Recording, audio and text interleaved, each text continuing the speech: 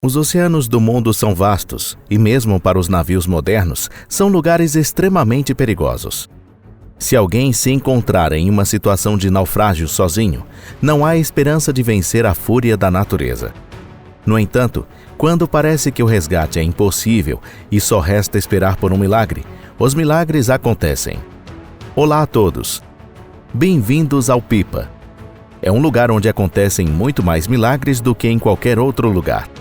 Hoje vamos compartilhar histórias de pessoas que sobreviveram em ilhas desertas ou no meio do oceano.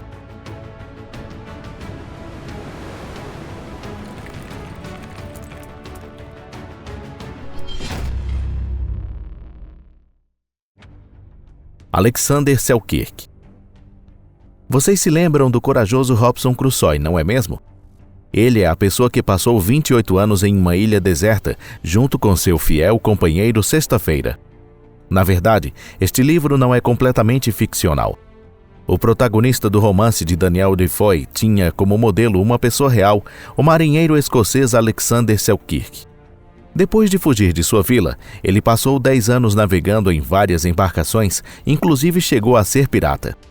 Em 1703, Selkirk foi contratado como mestre de navegação em um dos navios de explorador britânico William Dumper, o que marcou um ponto de virada em sua carreira.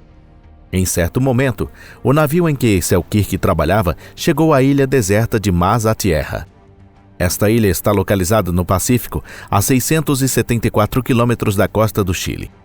Foi aqui que Selkirk entrou em conflito com o capitão. Ele expressou o desejo de permanecer na ilha para realizar reparos no navio, pois pessoalmente considerava os danos muito graves. O capitão, furioso com isso, imediatamente concedeu o pedido de Selkirk. No entanto, isso não foi tudo. Selkirk foi deixado na ilha, mas o navio partiu sem ele. Ele foi deixado com apenas uma arma, um machado, facas, uma panela, uma bíblia e alguns outros itens pequenos. É realmente uma situação desafiadora. Inicialmente, Selkirk sobreviveu comendo apenas lagostas e não se afastou da costa na esperança de encontrar outros navios. No entanto, ele foi expulso da costa pelos leões marinhos e se estabeleceu no interior da ilha. Sua vida ali foi bastante sustentável, com leite e carne de cabra selvagens, complementados por repolho e nabo selvagem, garantindo uma dieta saudável, enquanto a pimenta rosa adicionava um toque picante às refeições. Além disso, Selkirk domesticou gatos para controlar a superpopulação de ratos e conseguiu viver relativamente bem na ilha de Mas à Tierra, agora conhecida como a Ilha Robinson Crusoe. E então, após esperar por 4 anos e 4 meses, finalmente um navio britânico chegou até Selkirk. Assim, não só ele sobreviveu, mas também retomou sua carreira como marinheiro e compartilhou suas extraordinárias aventuras em tavernas. Maurice e Marilyn Bailey. Em certo momento, o casal Maurice e Marilyn Bailey partiu de Southampton, no Reino Unido, em direção à costa da Nova Zelândia.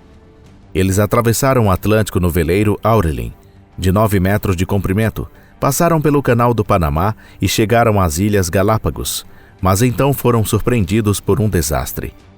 Em 4 de março de 1973, uma baleia enfurecida atacou o veleiro, que não resistiu ao ataque e acabou afundando no Oceano Pacífico. Felizmente, antes disso, Maurice e Marilyn conseguiram transferir suprimentos para um bote salva-vidas e embarcar nele. Os alimentos acabaram rapidamente e o casal precisou capturar criaturas marinhas para manter sua força. Para isso, eles improvisaram anzóis com alfinetes comuns e aprenderam técnicas de pesca. O casal coletava água da chuva quando ela caía, se escondia quando os tubarões se aproximavam e jogava jogos de tabuleiro para passar o tempo. Eles também tentavam chamar a atenção quando os navios passavam por perto. Apesar de 7 navios terem passado, nenhum deles percebeu o casal em perigo. Depois de viajarem 2.400 quilômetros e sobreviverem por 119 dias à deriva, eles finalmente foram resgatados pela tripulação do navio de pesca sul-coreano Wewomi 360. Enquanto estavam no Pacífico, o casal perdeu cerca de 18 quilos cada um. Ficaram debilitados, sofrendo de doenças de pele e estavam tão fracos que mal conseguiam andar. No entanto, apesar de tudo, eles sobreviveram e apenas um ano depois, os Bailey voltaram ao mar a bordo do navio veleiro Aurelin II. Ruse Noel.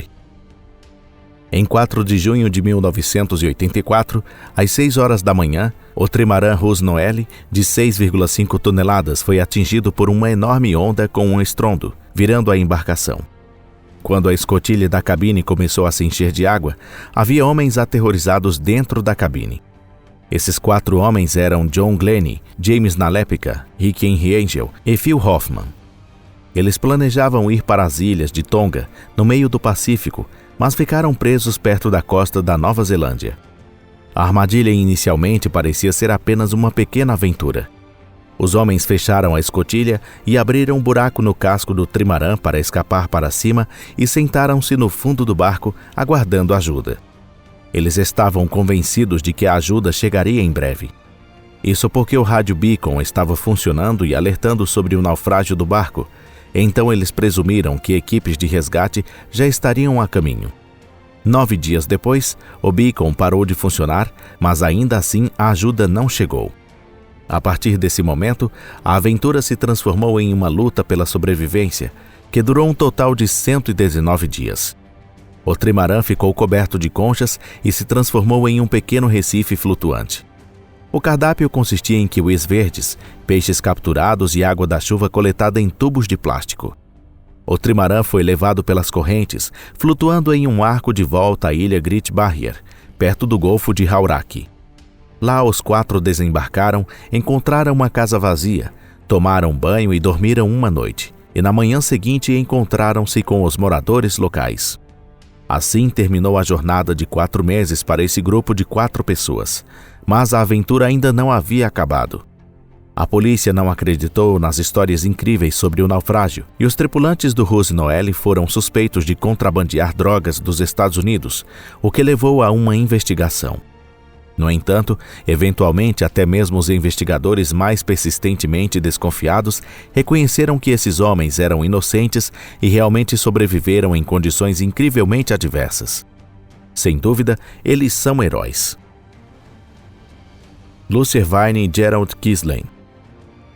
A britânica Lucy Irvine trabalhou em uma variedade de empregos ao longo de sua vida, incluindo garçonete, faxineira, assistente de pedreiro, tratadora de macacos, confeiteira, modelo e entre outros. Um dia, enquanto lia a revista Time Out, Lucy viu um anúncio em que um famoso jornalista, Gerald Kinsland, estava procurando uma companheira feminina para acompanhá-lo em uma viagem a uma ilha deserta. Obviamente, era uma oferta atraente, então a Lucy, de 25 anos, rapidamente se casou com Gerald. Não foi por amor, mas sim para cumprir os requisitos do Departamento de Imigração da Austrália. Em 1982, o casal chegou à desabitada ilha Twin, no Estreito de Torres, entre a Austrália e a Nova Guiné. Devido à severa seca, o local não era exatamente um paraíso. Gerald e Lucy sofreram com a escassez de água e teriam perdido suas vidas sem a ajuda do povo Badu. No entanto, tudo acabou indo bem, e depois de passarem um ano na ilha, eles retornaram à civilização e escreveram um livro sobre sua aventura. Você não está curioso sobre o que Lucy Irvine está fazendo agora? Ela mora na Bulgária e está protegendo animais como cães de rua. Escravos da ilha Tromelin. Em 31 de julho de 1761, a fragata francesa Otillie estava transportando um grupo de escravos que deveriam trabalhar em plantações, acelerando de Madagascar para Maurício. No entanto, devido a uma navegação errada, o navio saiu da rota e colidiu com recifes perto da ilha francesa. Nem todos sobreviveram, mas os membros da tripulação e os 60 escravos melgaxes restantes conseguiram chegar à terra firme. Como o capitão enlouqueceu, o tenente Barthélemy Castellan Duvernay assumiu o comando e, sob sua liderança, os sobreviventes estabeleceram 2 acampamentos, um para a tripulação e outro para os escravos. Logo depois foram construídas uma forja e um forno na ilha, e as pessoas começaram a construir um novo navio a partir dos destroços do navio para escapar para terras habitadas. Cerca de 2 meses depois, em 27 de setembro, 122 membros da tripulação partiram da ilha a bordo do navio Providence, deixando para trás 60 homens e mulheres melgaxes na ilha deserta. Na despedida, o tenente Castellan prometeu que voltaria para buscá-los ou enviaria um navio para resgatá-los. Embora fosse uma época difícil, quando o tenente chegou a Maurício, ele se lembrou dessa promessa e pediu que um navio fosse enviado para os escravos, mas seu pedido foi recusado. Na época, havia uma guerra em andamento com a Grã-Bretanha e as colônias francesas precisavam de todos os navios disponíveis para se defenderem contra possíveis ataques. No entanto, Castellan ainda tentou cumprir sua promessa. Quando ele chegou a Paris e tornou a história pública, houve uma grande agitação na opinião pública francesa. Parecia que os melgaxes estavam prestes a serem salvos, mas devido à guerra em curso, a história logo foi esquecida. Enquanto isso, os melgaxes tentavam sobreviver da melhor maneira possível, tecendo roupas com penas de pássaros e construindo abrigos com pedaços de coral. Eles ainda mantinham a esperança de que a ajuda chegaria. Eles construíram postos de observação na costa para não perderem nenhum navio que passasse por perto. Em 1773, um desses navios apareceu, mas não pôde atracar devido aos recifes de rochas e às fortes correntes. Um ano depois, outro navio de resgate chegou à ilha, mas também não teve sucesso. E finalmente, em 29 de setembro de 1776, 15 anos após o naufrágio inicial, a corveta Dauphine chegou à ilha e resgatou todos os sobreviventes, ou seja, 7 mulheres e um bebê de 8 meses de idade. O oficial Tromelin Lanugui era o capitão deste navio e, em homenagem a ele, a ilha onde ocorreu o naufrágio, Tromelin ainda é chamada assim hoje. Com isso, gostaria de encerrar o vídeo de hoje. Agradeço a todos por assistirem. Estamos felizes por vocês terem passado esse tempo conosco. Continuaremos a criar novos vídeos para que todos vocês se divirtam. Agora é hora de nos despedirmos, mas como sempre será apenas por um breve período. Até logo, pessoal. Tchau!